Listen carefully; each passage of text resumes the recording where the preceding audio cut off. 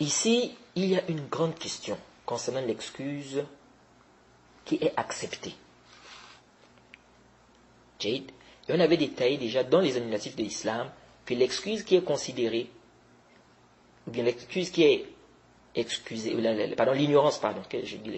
l'ignorance qui est excusée, c'est l'ignorance qui est le résultat, qui n'est pas le résultat d'une négligence. C'est-à-dire, celui qui est négligent, on n'accepte pas. C'est-à-dire, on n'excuse pas celui qui est négligent. On n'accepte pas son excuse de l'ignorance, car il était négligent. Mais celui-là qui n'a pas été négligent, qui a fait des efforts pour apprendre sa religion, il cherche la vérité, le haqq, mais il n'a pas trouvé, il a ignoré, lui là, on l'excuse. Mais le véritable problème, c'est à partir de quand on dit que la personne est négligente. C'est là le problème. À partir de quand on dit que la personne est négligente. Ici, vous trouvez deux avis des savants. Un groupe des savants qui renvoie cela à la possibilité d'apprendre. Un groupe des savants qui renvoie cela à la possibilité d'apprendre. C'est-à-dire, celui qui a la possibilité d'apprendre et qui ne le fait pas, il n'est pas excusé, car ici, c'est une preuve qu'il a été négligent. Cette mas'ala est très importante, les frères. Arju an tantabihu huna. Donc, si la personne ne rencontre aucune difficulté d'apprentissage et ne le fait pas, cela est une preuve que la personne est négligente. Et ça, vous trouvez ça dans plusieurs paroles des savants. Ils disent quoi? Qu'il a la possibilité d'apprendre. S'il a la possibilité d'apprendre et qu'il n'apprend pas, ça c'est mufarrit, etc. Que c'est négligent. Et comme je vous ai dit, le but ici n'est pas de dire tel a dit, tel autre a dit, tel a. Parce qu'on ne va pas s'en sortir. Le but ici dans mon bahth, c'est quoi? C'est ici d'avancer, de voir les arguments de tout un chacun. Et certains, parmi eux, ont pris comme preuve l'histoire de Qudama ibn Maz'un. Qudama ibn Maz'un. On a déjà vu cette histoire lorsqu'ils ont les antifs de l'islam. Lorsque certains compagnons ont rendu le vin halal. On considérait que le vin était halal. Ils disent que Omar leur a appliqué la sentence. De celui qui consomme l'alcool. Il les a fouettés. Car ils avaient la possibilité de demander, mais ils ne l'ont pas fait. Et vous êtes sans ignorer que la possibilité d'apprendre, c'est quelque chose de relatif. Ça peut différer d'un milieu à un autre, d'une personne à une autre. Et donc vous êtes sans ignorer qu'aujourd'hui, la possibilité d'apprentissage ou les possibilités d'apprentissage sont très faciles par rapport à auparavant. Et avec tout ce qu'on a comme moyen de communication. Le voyage aujourd'hui, pour aller apprendre, c'est plus facile qu'auparavant. Avant, on pouvait faire des mois en voyage. Aujourd'hui, avec des avions, tu fais quelques jours seulement. Avec des trains, des voitures, c'est plus facile. Et on a plein de moyens de communication aujourd'hui pour pouvoir apprendre la religion. C'est-à-dire, apprendre sa religion aujourd'hui devient facile. Et encore même aujourd'hui, on a le téléphone. À l'époque, c'était pas comme ça. Donc aujourd'hui, tu as le téléphone, tu peux appeler un savant, tu poses la question. On te donne la réponse. Or avant, comment il va faire pour contacter la personne dans un pays, l'autre dans l'autre pays? Donc aujourd'hui, les moyens d'apprentissage sont, c'est-à-dire aujourd'hui, il est plus facile d'apprendre qu'auparavant. Et donc, qu'est-ce qui découle de ça? Arju an tantabihu huna. Parce que c'est une mas'ala qui est khatira. C'est une mas'ala qui est dangereuse. Qu'est-ce qui découle de ça? Ce qui découle de ça, c'est que certains savants ont dit le musulman qui vit dans un pays islamique et tombe dans un acte de shirk, il n'est pas excusé car c'est facile pour lui d'apprendre, d'avoir la connaissance, et en plus là où il vit la connaissance est répandue. Par exemple en Arabie Saoudite. Et donc, si on voit cet avis, on va s'apercevoir de quoi? on va s'apercevoir qu'aujourd'hui, presque personne n'est excusé. Aujourd'hui, on peut dire que presque, c'est-à-dire, personne n'est excusé. Car apprendre aujourd'hui devient facile, surtout avec tous les moyens de communication que nous avons. Et donc cet avis-là, en réalité, c'est pourquoi vous allez, parfois certaines personnes ne comprennent pas. Pourquoi tel savant, il dit que non, la personne n'est pas excusée. Parce qu'il voit que, ici, là, quand on va parler de négligence, c'est celui qui a la possibilité d'apprendre. Et il voit qu'aujourd'hui, c'est facile d'apprendre la religion. Donc si la personne n'a pas eu connaissance de ça, c'est qu'elle a été négligente. Et donc, cet avis, en réalité, nous amène à quoi? Cet avis, en réalité, ferme la porte de l'excuse pour cause d'ignorance. Cet avis, en réalité, ferme la porte de l'excuse pour cause d'ignorance. Car si la possibilité d'apprendre qui est considérée,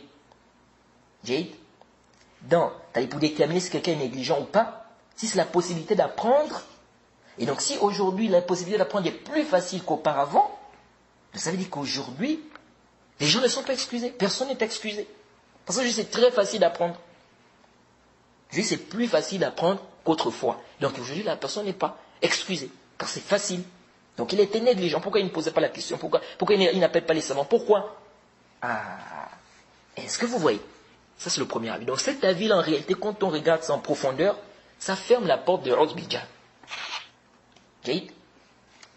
Le deuxième avis.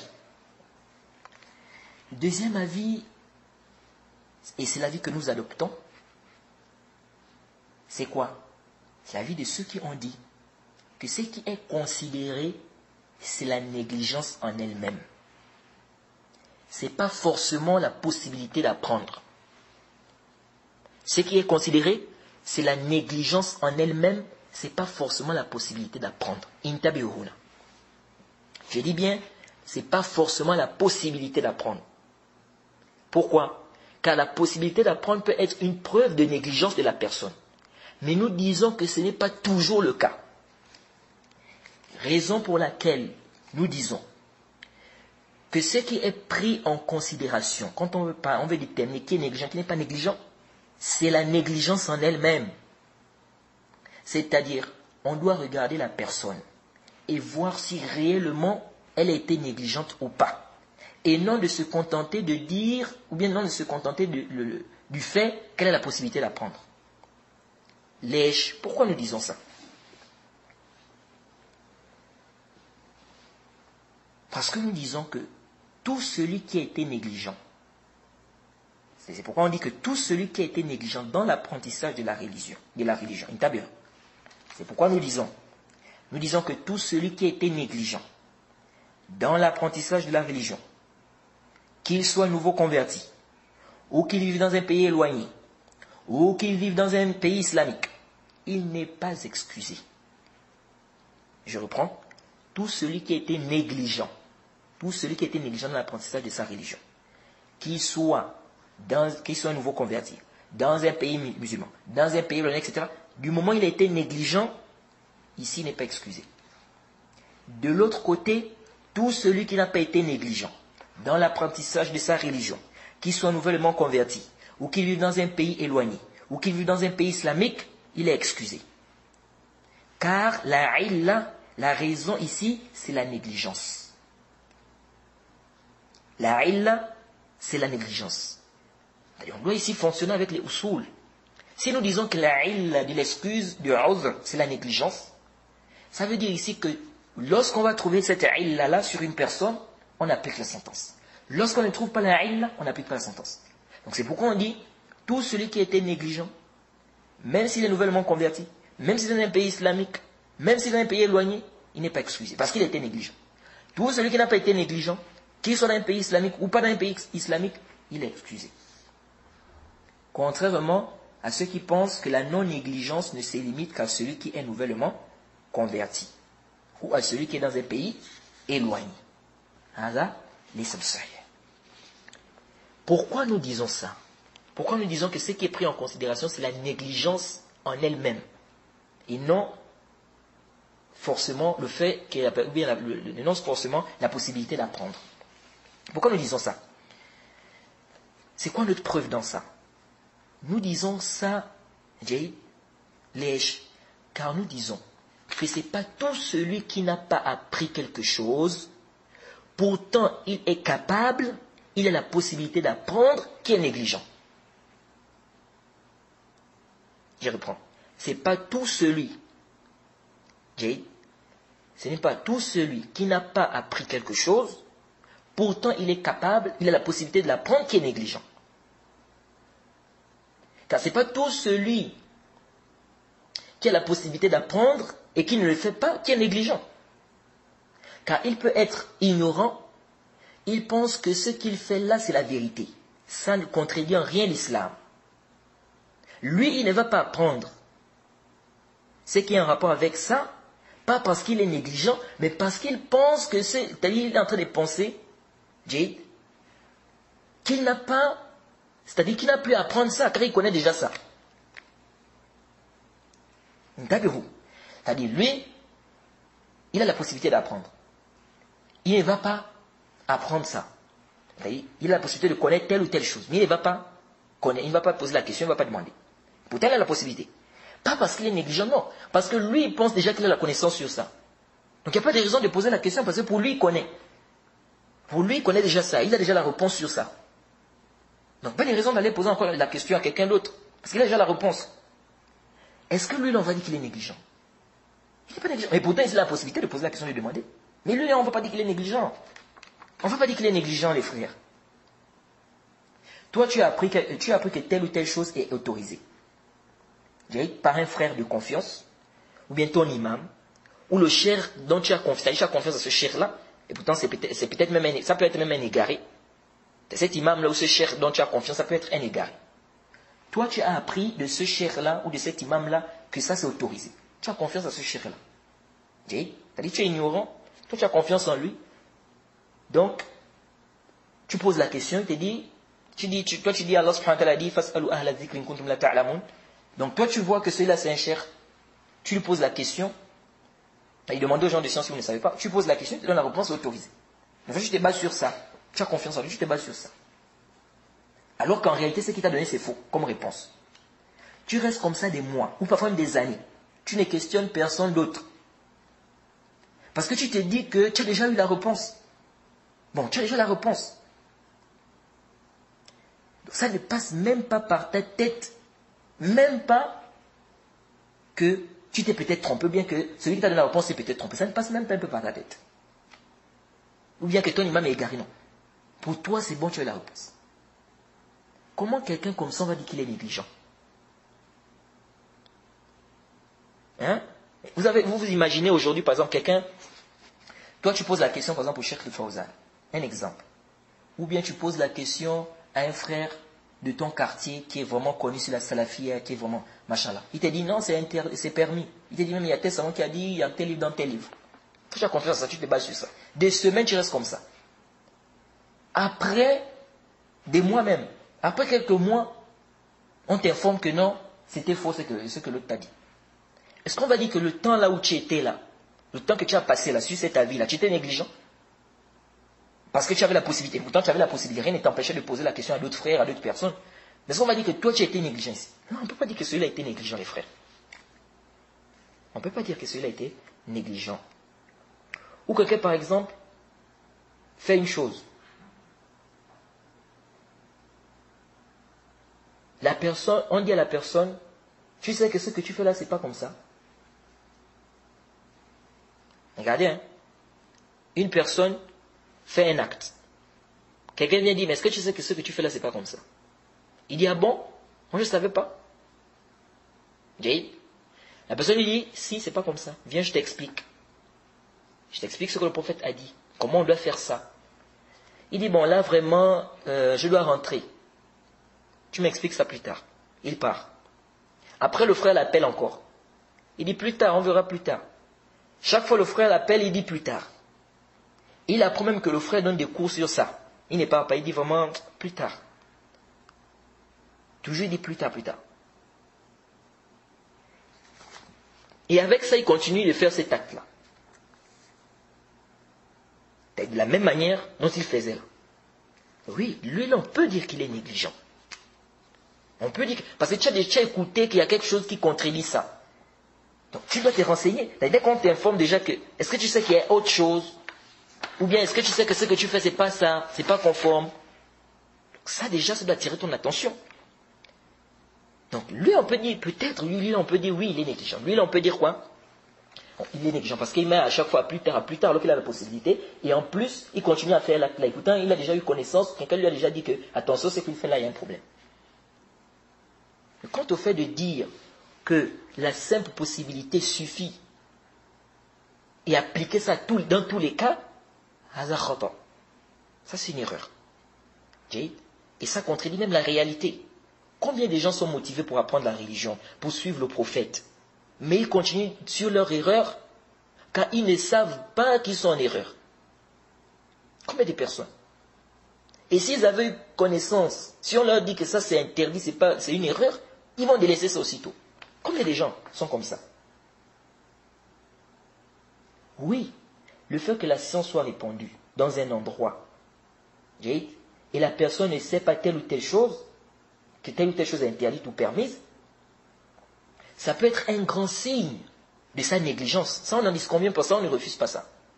C'est-à-dire, tu es dans un pays comme l'Arabie Saoudite, où on parle du tawhid tous les jours, etc., etc. Et tu viens, tu dis, tu ignores qu'il est gorgé pour autre qu'Allah, c'est du shirk. Non, ça peut être un signe, un grand signe, que ça fait preuve de ta négligence. Mais le problème, c'est que mettre ça maintenant partout, mettre ça comme un critère, par lequel on va détecter qui est négligent, qui n'est pas négligent, dire que c'est la simple possibilité d'apprendre, la chacun que fihi nazar. Donc ce qui est pris en considération, c'est la négligence en elle-même. Et cela peut différer selon les personnes, selon les problèmes, selon les milieux. Quelqu'un dans un milieu où il y a plein de sectes, lui il croit que les imams là, ce sont des savants. Ceux qui sont devant là, ce sont des connaisseurs. Ils ont appris la religion. Ils connaissent la religion. Alors que ce sont des égarés. Ils égarent les gens avec des ambiguïtés. Lui là, pour lui, ça c'est ceux qui ont appris la religion. Donc s'il a un problème, il va chez eux. Il pose. Comment lui on va dire qu'il est négligent, lui là? On dit non, il est négligent. La science est répandue aujourd'hui. Il y a plusieurs moyens de communication pour apprendre, etc., etc. Donc il est négligent. Quel est ça? Alors que c'est même pas passé par sa tête qui se trompe ou que ceux qui sont devant lui sont en train de se tromper. Et parmi les savants qui ont vu que la simple possibilité d'apprendre n'est pas forcément une preuve, n'est pas forcément, il faut bien écouter, n'est pas forcément une preuve de négligence, l'imam Zahabi. Et l'imam Zahabi dans Al-Kaba'ir, à la page 12, lorsqu'il dit, si on dit tel est négligent parce qu'il n'a pas demandé, il a dit, celui-là, c'est même pas passé par sa tête. Ni, c'est même pas passé par sa tête que demander même à celui qui doit lui enseigner, c'est obligatoire. Même ça, c'est pas passé par sa tête. Okay. Donc, se baser sur la simple possibilité, fihi nazar. Et parmi les savants qui ont rappelé aussi ce point-là important, c'est-à-dire qui ont rappelé que ce qui est pris en considération, c'est la négligence. Qu'on doit vraiment avoir des preuves que la personne était négligente, le cheikh Abdurrahman al-Muallimi, le muhaddith du Yémen, dans son livre Raf' al-Ishtibah, à la page 52. Okay. Et le cheikh Ibn Usaymin aussi a fait allusion à cela, que celui dont c'est même pas passé par sa tête que telle ou telle chose est haram. Il dit comment celui-là on va dire que cette personne-là est sortie de l'islam? Comment on va recommander cette personne? C'est même pas passé par sa tête. Okay. Donc, le cheikh Usaymin explique ça. Il dit, ce qui va le pousser à apprendre même, c'est pas passé par sa tête. Il a dit, lui, il est excusé. Et ce qui va te pousser même à apprendre, là, c'est pas passé par sa tête. Lui, il est excusé. Le cheikh a rappelé ça. Et je crois on avait cité cette parole-là, cette parole du cheikh. Et vous pouvez aussi trouver, vous pouvez lire par exemple, dans le Qawl Mufid. Lisez Qawl Mufid du cheikh Ibn Usaymin, au tome 1 à la page 218. Il parle de ça. Il dit, celui-là où c'est même pas passé par sa tête que telle chose est haram. C'est-à-dire, ce qui va le pousser même à apprendre n'est pas passé par sa tête. Il a dit, celui-là, il est excusé. Donc ici, là, c'est la négligence qu'on doit prendre en considération. C'est pas seulement, ou bien forcément, la possibilité d'apprendre.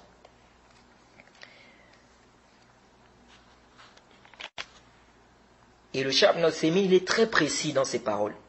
C'est pourquoi vous allez voir que le Cheikh Ibn Uthaymin, dans Manzoumatu Qawa'id al-Fiqh, à la page 73, il a dit quoi? Il a dit, si l'ignorant, Jade, il dit si l'ignorant est négligent, comme le fait qu'il a la possibilité d'apprendre, mais est négligent, ici, il se peut qu'on ne l'excuse pas pour son ignorance. Car il pouvait enlever cette ignorance par l'apprentissage, mais il ne l'a pas fait. Ah, regardez bien le Cheikh Ibn Uthaymin. Il dit قد لا نعذره بجهله. Il se peut qu'on ne l'excuse pas. Et ça nous fait comprendre quoi? Ça nous fait comprendre que le fait qu'il a possédé la possibilité, non, ça peut être une preuve qu'il a été négligent. Mais on ne peut pas prendre ça comme étant, c'est-à-dire qu'une règle absolue qu'on va appliquer à toute personne dans tous les milieux. Parce que quelqu'un peut avoir la possibilité d'apprendre, n'apprend pas. Mais ce n'est pas parce qu'il est négligent.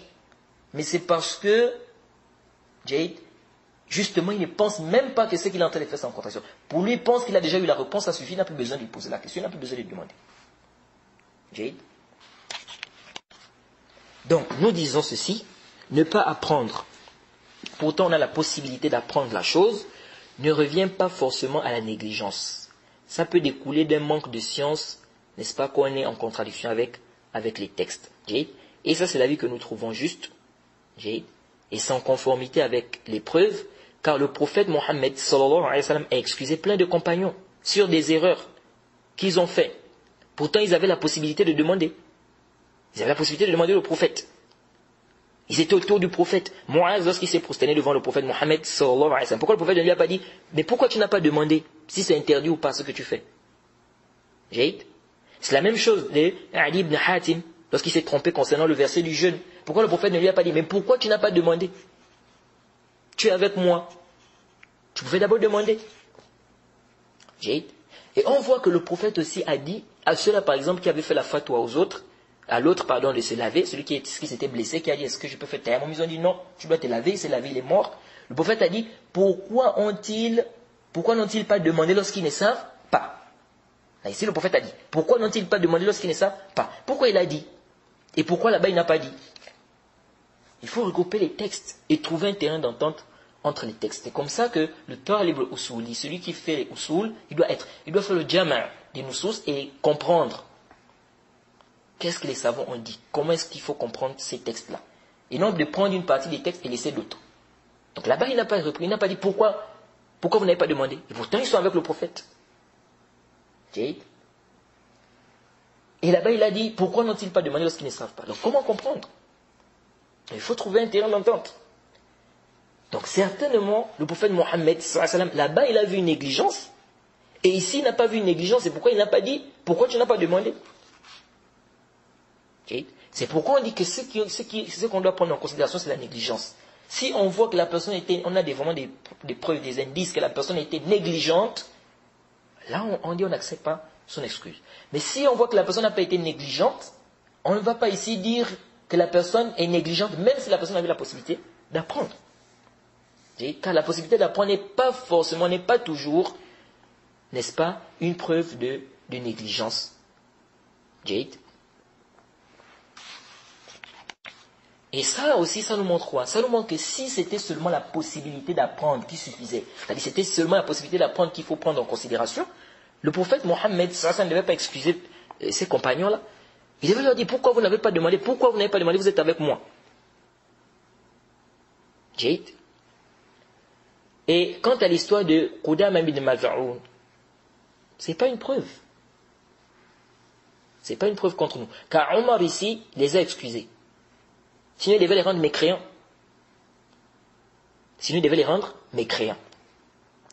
Donc ici, il a vu qu'ils avaient une ambiguïté. Maintenant, pourquoi il les a fouettés? Ça peut être à cause d'un ta'zir. C'est un ta'zir. Ça peut être un ta'zir qu'il a vu. Wallahu a'lam. De plus, à supposer qu'il ne les avait pas excusés. À cause de ça. Parce qu'ils avaient la possibilité de demander. Nous, on ne dit pas que la possibilité d'apprendre ou de demander, ce n'est pas un signe de négligence. Si la personne ne fait pas, là, ce qu'on refuse ici, c'est mettre ça comme un critère qu'il faut appliquer dans toutes les circonstances, à toutes les personnes, dans tous les milieux. C'est là le problème. Donc mettre ça comme critère permettant de détecter qui est négligent, qui n'est pas négligent, on dit, non, ça peut être un signe. Il a la possibilité, mais il ne demande pas. Oui, mais ce n'est pas à tous les coups que tout celui qui n'a pas demandé, alors qu'il a eu la possibilité de demander, il est négligent. Là. Depuis ça, c'est l'acte de Omar. On a ici les actes du prophète. Je vous ai cité ici des hadiths du prophète où il n'a pas dit au compagnon que pourquoi tu n'as pas demandé que tu es avec moi. Donc si ici on a l'acte d'un compagnon et l'acte du prophète, c'est qu'est-ce qu'on doit qaddam? Qu'est-ce qu'on doit faire prévaloir? Et aussi l'islam est un argument, la qissa, l'histoire est un argument pour nous, qui voyons qu'il faut lever l'ambiguïté. Car là-dedans, il n'a pas dit que c'est des koufars. Alors que rendre le vin halal, c'est du koufr. Donc il les a excusés parce qu'ils ont fait un ta'wil, ils ont eu une ambiguïté ici. Allahu ta'ala a'lam. Et pour finir, oui, c'est vrai qu'aujourd'hui, il est facile d'apprendre. C'est vrai qu'aujourd'hui, il est facile d'apprendre avec tous les moyens de communication que nous avons. Mais en même temps, aujourd'hui, il est encore plus facile de s'égarer avec ces moyens de communication-là. Oui, parce que ces moyens de communication-là propagent beaucoup d'ambiguïté. Combien de musulmans s'égarent avec les Facebook, les Twitter, les YouTube, les Google? Combien de musulmans s'égarent? Combien de musulmans n'ont jamais entendu des ambiguïtés? Mais aujourd'hui, avec Internet, YouTube, Facebook, Twitter, tout ça, ils lisent par jour, matin et soir, des ambiguïtés, ils écoutent des ambiguïtés, ils entendent des ambiguïtés. Donc, nous disons qu'aujourd'hui, il est facile d'apprendre. Mais aujourd'hui aussi, avec ces moyens-là, aussi, il est facile de prendre des ambiguïtés. Tout ça nous montre que se baser juste sur la possibilité d'apprendre pour dire que l'argument est levé, ça c'est une erreur. Ça là, ce n'est pas sahih. Nous disons que ça peut être un signe que la personne était négligente, etc.